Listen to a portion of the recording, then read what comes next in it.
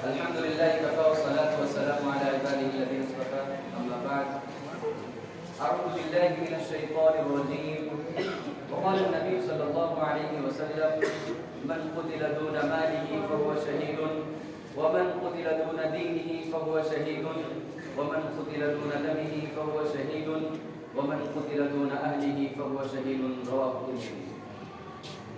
معزز سامعین کرام، ہمارا ملک ہندوستان پہلے سونے کی چڑیا کہلاتا تھا، جسے انگریزوں نے آ کر لوٹ لیا اور ہندوستان میں اپنی حکومت قائم کر لی.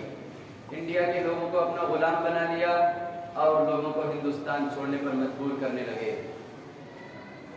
اپنے اقتدار کو قائم رکھنے کے لیے انگریزوں نے طرح طرح کی چالیں چلی، تدبیریں اختیار کی اور حقائق کو توڑ مروڑ کر پیش کیا، آپس میں غلط فہمیاں پھیلائیں اور مگر ان کے ظلم و ستم کو روکنے کے لیے بہادر مجاہدین آزادی نے ان کا مقابلہ کیا اور ملک کو آزاد کرا کے اطمینان کی سانس لی.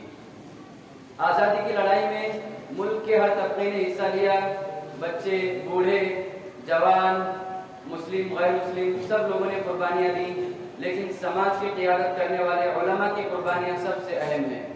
آج کی اس محفل میں علماء کی قربانیوں کا مختصر ذکر کروں گا. شاہ عبدالعزیز محدث دہلوی نے سب سے پہلے جہاد کا فتویٰ دیا. شاہ ولی اللہ محدث دہلوی نے فرنگی انگریزوں کے مظالم کے نیچے دبے ہوئے ہندوستانیوں کو جہاد پر آمادہ کیا. انہوں نے مدارس سے لوگوں کے اندر تحریک آزادی کا روح پھونکا اور شیخ الہند مولانا محمود الحسن کو انگریزوں نے ہر طرح کی سہولتیں پہنچانے کا لالچ دے کر جب ان سے اپنے حق میں فتویٰ چاہا تو مولانا نے ان کی پیشکش ٹھکرانے کے ساتھ جواب دیا. کہا کہ جو سر خدا کے حضور میں جھکتا ہے وہ سر دنیا کے ذلیل کتوں کے سامنے کبھی نہیں جھک سکتا. سامعین، انگریزوں کے چنگل سے ہندوستان کو چھڑانا کوئی معمولی بات نہیں تھی، کیونکہ انگریز انتہائی چالاک و سفاک اور طاقتور تھے کہ انہیں ملک چھوڑنے پر مجبور کیا جائے اور وہ اپنا پرچم لال قلعے سے اتار کر لپیٹ دیں اور اپنی شکست تسلیم کرتے ہوئے مسلمانوں کے سامنے ہتھیار ڈال دیں، جنہوں نے اپنی قوت و طاقت اور اسلحہ و سامان کے زور پر کامیابی حاصل نہیں کی تھی، بلکہ ملک کی الفت و محبت، عزم و حوصلہ اور آپسی اتحاد و اتفاق کی قوت سے ملک کو فتح کیا تھا. قابل تعریف ہے وہ لوگ جنہوں نے ملک کے مختلف مذاہب، مختلف دین و مذہب اور مسلک و مشرب سے جڑے ہونے کے باوجود ملک کی اتحاد و اتفاق کا مظاہرہ کرتے ہوئے ملک کو آزاد کرانے کے لیے نکل پڑے. سلام و آزادی کے ان مجاہدین پر جنہوں نے اپنے خون کے آخری قطرے تک اور اپنی زندگی کی آخری سانس تک وطن کو آزاد کرانے کے لیے اپنی زندگی گنوائی ہے.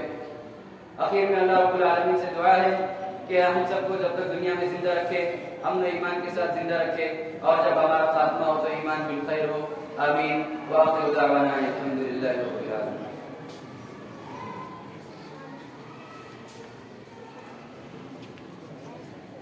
ہمارے ہیں مقرر نمبر 120 اور تیار رہے گے مقرر نمبر 123 123